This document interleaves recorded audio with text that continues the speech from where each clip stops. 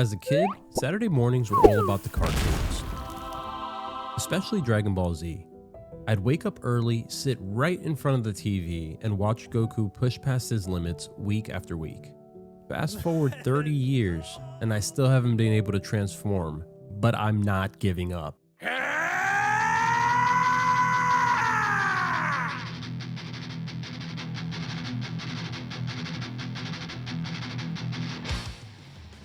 Dragon Ball Z Kakarot is a love letter to the fans of the series.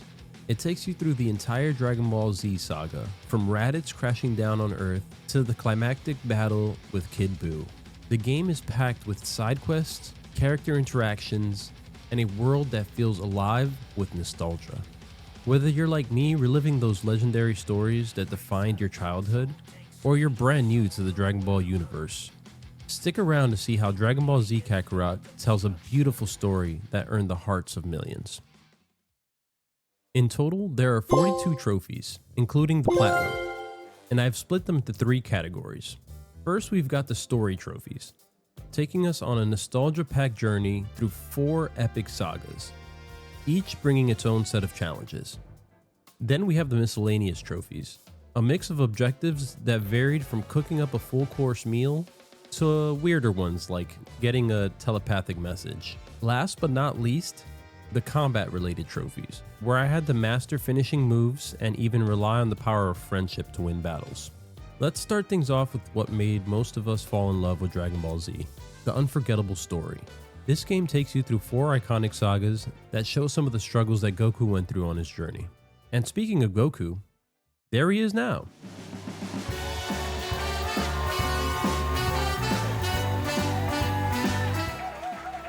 Ladies and gentlemen, meet Goku!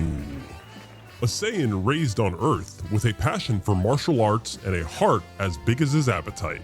Standing at 5'9" with a gravity-defying hairstyle. He's got the strength. He's got the spirit.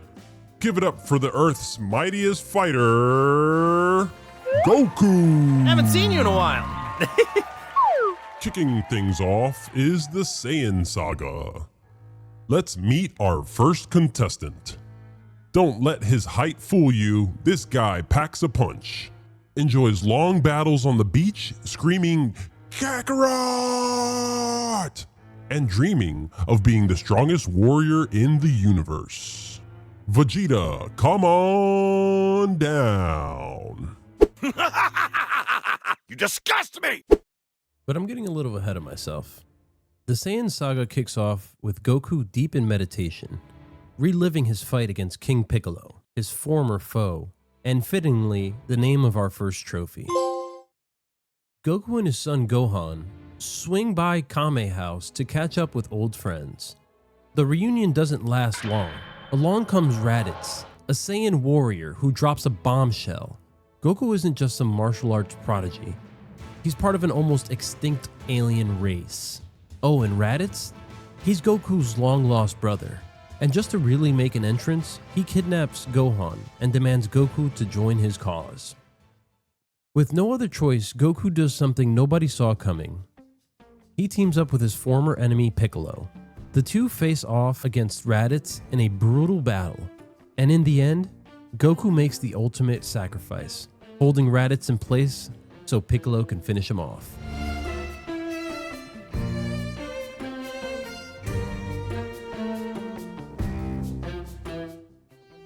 Goku's gone, but his son is safe, and the real fight is only just beginning. Just before Raditz dies, he reveals an even bigger threat. 2 more powerful Saiyans, Vegeta and Nappa, are on their way to Earth, arriving in 1 year's time. The Saiyans had finally arrived, and Piccolo and the others were already locked in a brutal fight against Nappa, barely holding on. Goku was revived just in time. The moment he arrived, he made his presence known by absolutely destroying Nappa's spine and tossing him to the side. Which brings us back to Vegeta. The clash between Goku and Vegeta in the Saiyan Saga is an iconic battle in Dragon Ball Z. Vegeta quickly proves to be stronger than anyone Goku's ever faced, and the 2 warriors push each other to the limit. I mean, look at how intense this gets.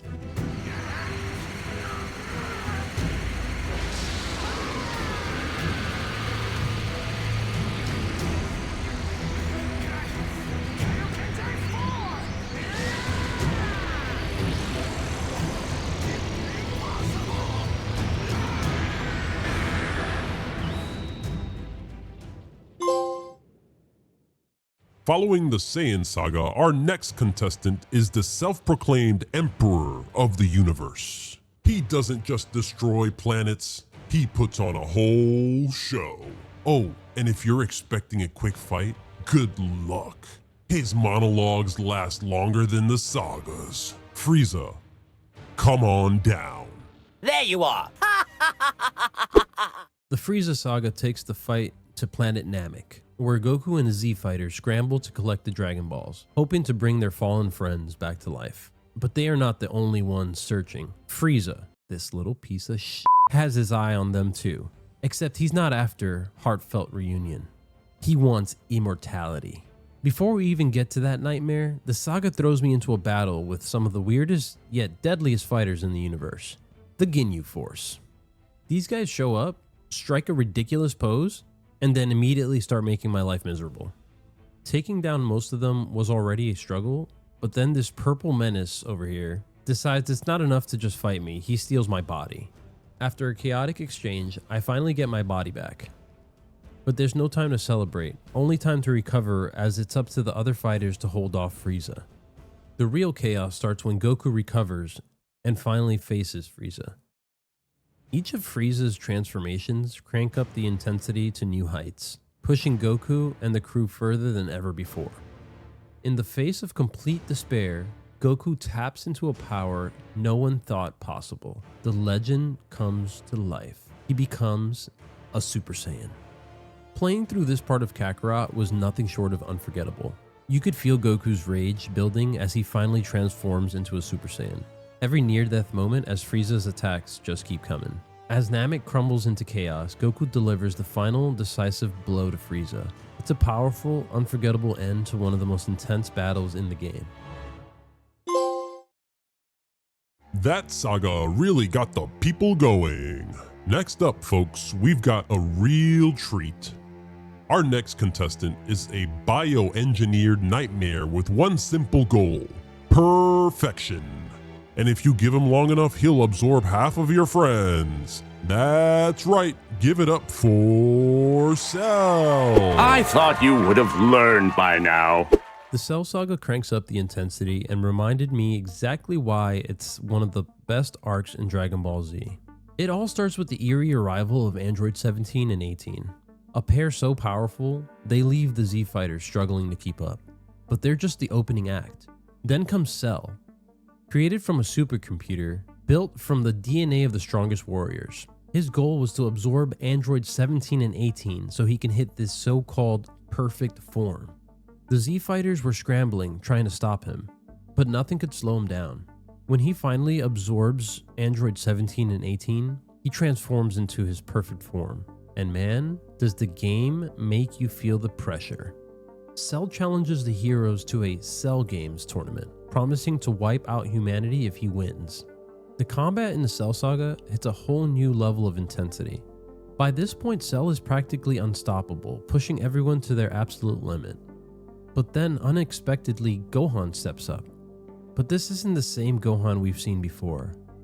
This is a Gohan carrying the weight of the world on his shoulders. And when he transforms into Super Saiyan 2, it's like you could feel the anger and the responsibility and the sheer power radiating from him in that moment. As the Cell games reach their breaking point, Gohan rises to face Cell in a final showdown. It all comes down to him. In the most iconic moment in the saga, Gohan channels everything he has left, his father's voice guiding him from beyond. And when Gohan finally overpowers Cell, it's nothing short of legendary. It's not just a victory, it's a moment that cements Gohan as a true hero. As the Cell Saga comes to an end, a menacing threat still remains. The villain of our fourth and final saga. Boo! Don't be fooled by Boo's squishy, bubblegum-like appearance. He's as dangerous as they come. Cute on the outside, pure chaos on the inside. Boo turn you into candy and eat you! The Buu Saga in Dragon Ball Z Kakarot kicks off with Goku returning to Earth for a single day. He's still dead after sacrificing himself to stop Cell, but he's granted one chance to reunite with his friends and compete in the World Tournament. Naturally, Vegeta sees this as the perfect opportunity to finally face Goku and prove he's stronger. But things quickly take a darker turn when the wizard Babidi arrives. Using his magic, Babidi manipulates Vegeta's desire for power, transforming him into Majin Vegeta and reigniting his rivalry with Goku in a brutal showdown. Meanwhile, Babidi's real goal is far worse. He's working to awaken Majin Buu, a pink, seemingly innocent creature created centuries ago. With Vegeta and Goku locked in battle and Buu's resurrection looming, the stakes couldn't be higher. Babidi succeeds in reviving Majin Buu and the chaos begins. Buu's childlike demeanor hides his unimaginable power as he quickly proves to be unstoppable. Goku and the others are left scrambling to find a way to stop him, but it's Vegeta who does something that we need to talk about. In a moment that defines his entire arc, Vegeta, the proud and cold-hearted Prince of Saiyans, does something no one could really predict. He knocks Goku out to face Buu alone, knowing it's likely a fight he won't survive. But before he charges into battle, Vegeta turns to his son, Trunks, and for the first time, he embraces him, sharing a rare and deeply emotional moment of love. It's a powerful scene where the once ruthless warrior shows just how far he's come. From a killer consumed by pride, to a father willing to sacrifice everything. This part really hits home for me. Moments like these remind you that beneath all the epic battles and explosions, Dragon Ball Z is a story about growth, redemption, and the bounds that make us all human. With Vegeta gone, and Buu still wreaking havoc, Goku reveals a game-changing technique that he's been holding back.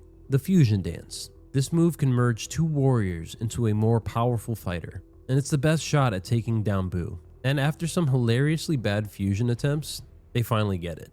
For a brief moment, it seemed like there was hope, but no matter how much power Gotenks threw at Buu, it wasn't enough. Just when it feels like things couldn't get worse, they do. Buu takes on a new form, Kid Buu. He's smaller, faster, and somehow even more terrifying. The fight moves to the sacred world of the Kais. By this point in the story, Goku unleashed Super Saiyan 3, pushing his power to insane new heights. But even with all that power, Kid Buu kept pushing forward. A reminder that strength alone would not be enough to end this. The Spirit Bomb.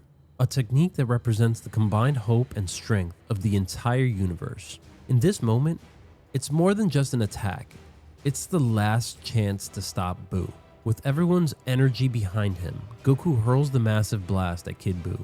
And with one earth-shattering explosion, it's over. Kid Buu is gone, and peace is restored to the universe.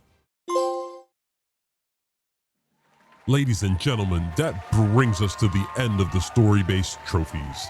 We've battled through the explosive Saiyan Saga and survived the universe-shaking chaos of the Buu Saga.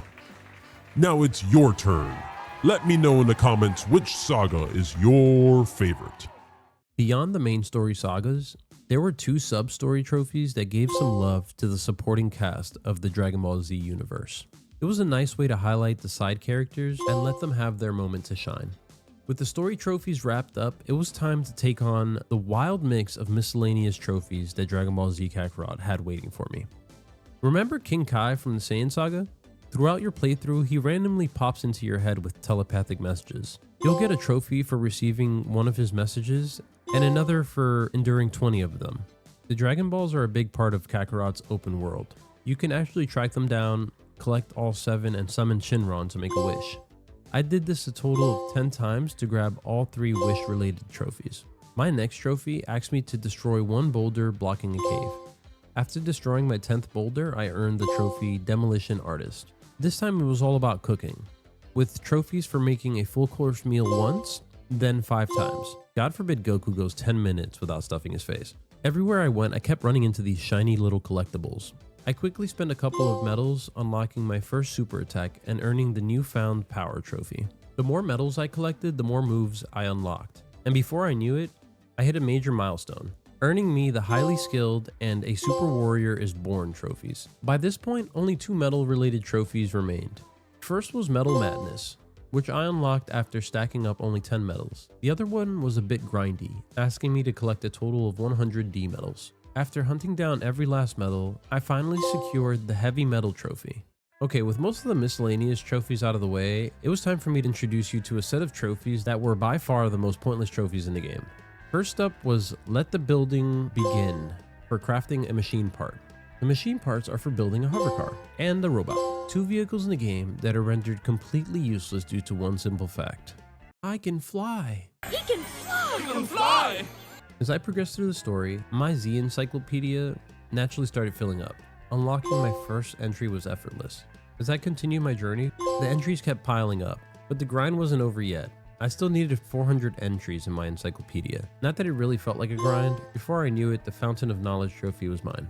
The miscellaneous trophies were a strange mix, but they were a great way to dive into everything Dragon Ball Z Kakarot had to offer, each one getting me closer to that platinum trophy. But with all the side tasks wrapped up, it was time to shift focus onto the combat trophies. Back when Goku was just a kid, Master Roshi was his trainer, putting him through all kinds of ridiculous training to make him stronger. Fast forward to Kakarot, and Roshi is still handing out training challenges. Completing enough of them earned me the Turtle School Trainee.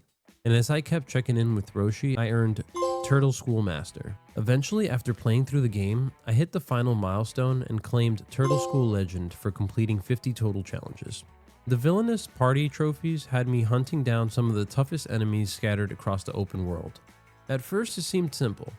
Take down one, grab a trophy. But as I kept going, the challenge ramped up. Defeating 20 earned me another trophy. And by the time I hit 30, I had fought my way through some of the strongest foes outside of the main story. Another combat trophy was to win a battle with a super finish. The Z Combo Z-Lot trophy was as simple as going into battle and using 10 Z combos. For the Power of Friendship trophy, all I had to do was assist in battle 10 times. Flying around the open world was the easiest way to find enemies. After bulldozing through a few enemies, I easily obtained the trophy Not Worth My Time and Can't Touch This. The last two combat trophies weren't even real fights. Tough Enough challenged me to clear a level 10 training room. Meanwhile, the other trophy was all about endurance, grinding through 10 training ground challenges. I had one final trophy I was searching for. The battle against Mira. A battle that would decide the fate of this platinum trophy. The game held nothing back for the finale, and you could definitely feel it in this battle. Mira was different, more relentless than anything I'd faced up to this point. But by now, I wasn't just some button smasher chasing a trophy. I had taken down Frieza, Cell, Buu. This fight wasn't just the final boss. It was the culmination of everything I had learned along the way. But more than that, it brought me back to what Dragon Ball Z has always been about. Not just flashy fights or transformations, but pushing past your limits, fighting for something bigger than yourself. And that's what this journey was really about. And after one final, desperate clash, Mira fell.